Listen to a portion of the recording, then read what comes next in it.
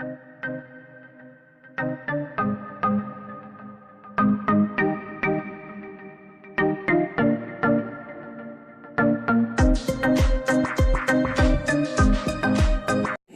audience and everyone here today. Good afternoon all. Let me introduce myself. My name is Aulia Gusning Ati from Microbiology Study Program, School of Life Sciences Technology, ITB. So today I want to represent and deliver about my team research project, the title Production of Sesame Yogurt as an Alternative of Milk-Based Fermented Food. So this research was supervised by Dr. Isti and Professor Pinkham. Yeah. So today I would like to tell you about the background, the objectives, methods, result and discussion, and the last one is the conclusion. So, the background. If you see this picture, what will you think about? A glass of milk? But what kind of milk? Maybe many of us will probably think that this is a glass of cow's milk.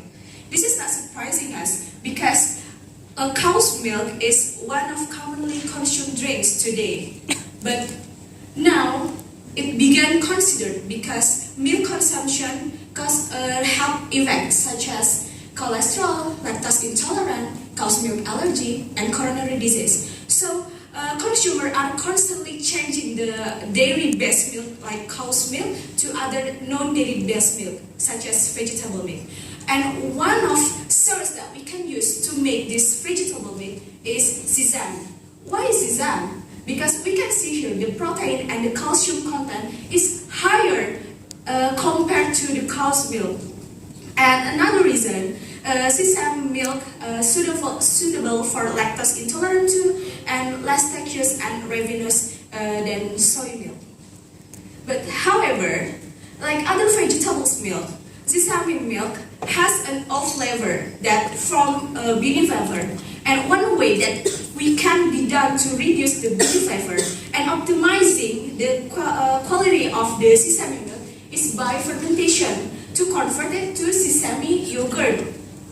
Why yogurt? Because production of this yogurt by lactic acid bacteria can produce isoflavone and glycan compounds that reduce the beany flavor and increase antioxidant activity too. So the objective of this research is making and optimizing sesame yogurt as an alternative of milk-based fermented food in different variations of sugar and inoculum.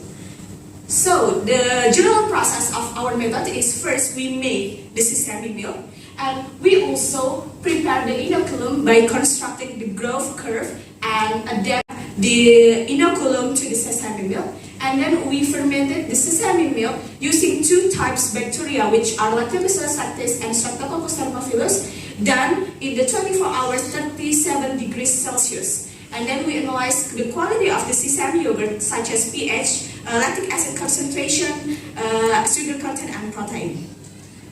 So this is the variation that we made to the sesame yogurt. So we made the 6 variation. The A variation is the non-addition of sugar, and the B variation 35 gram per 700 milliliter of sesame milk. And this is the variation of Streptococcus thermophilus to Lactobacillus lactis variation. So this is the result of our fermented sesame yogurt. So in this research, we observe the total bacteria in the sesame yogurt in 0, 6, and 12 hours in the fermentation. As we can see from this graph, after 6 hours, the red bar, after 6 hours fermentation, we can see that there is a decrease of the total bacteria.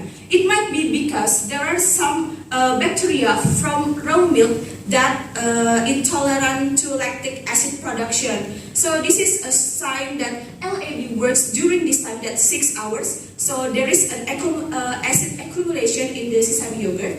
And then in 12 hours, there was an increase again of the total bacteria. So it might be because the LAB that tolerant to acid bacteria that tolerant to acid works again during this time.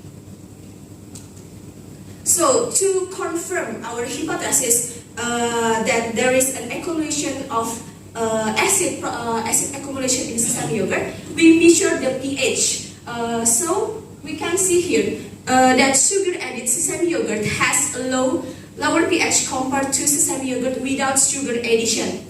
So this is B variation is sugar addition and A variation non-sugar addition. So it confirmed that the lower pH is because the accumulation of acid by the bacteria. And the next, to confirm again the lower pH, we can see here that the B variation has higher levels of lactic acid compared to the unsweetened sesame yogurt and negative control. That we know that lactic acid bacteria convert from sugar to lactic acid. So this is the result.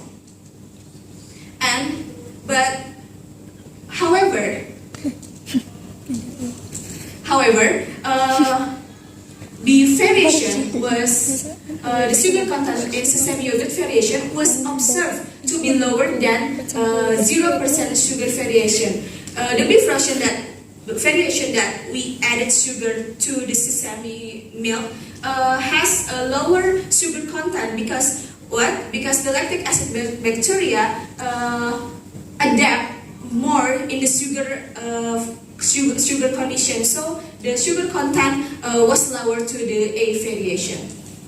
So and the next, we also measure the protein content of the sesame yogurt after 24 hours incubation.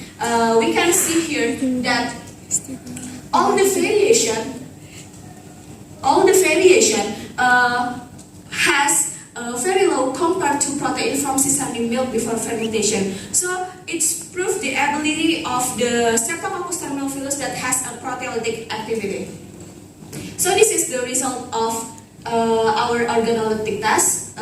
So from here, for 46 respondents, variation B3 that was 35 gram per 700 milliliters sugar with 10 to 4 Streptococcus thermophilus to Lactobacillus lactis is the most preferable variant from 46 respondents after control positive. So we can see here the B3 variation show the blue bar, so it has a good color, highest fresh flavor and weakest flavonoid flavor among 6 variation, good texture and the highest sweet flavor and the lowest alcoholic flavor. So the conclusion of this research is sesame yogurt was successfully made and the best sesame milk variant based on the ratio of inoculum and sugar addition is at a ratio 10 to 4 Streptococcus thermophilus and Lactobacillus lactis with the addition of 35% of sugar. Thank you. That's my presentation. Okay, question?